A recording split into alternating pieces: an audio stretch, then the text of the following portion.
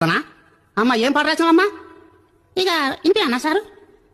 పచ్చగూర పాలకూర నేను వండినా పంది కూర తిందురారా మొండి మొగడా.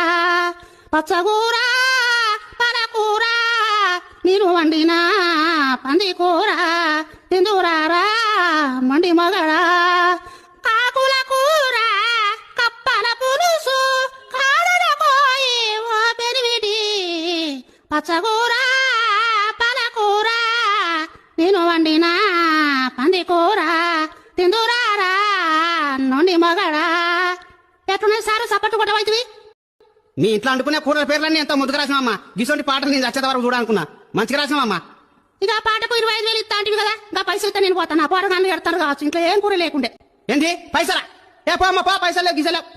కాకుల కూర కప్పల పులుసు గిసొంటి పాట రాతావమ్మా. ఎన్నాడు బా బయటన్నాడు.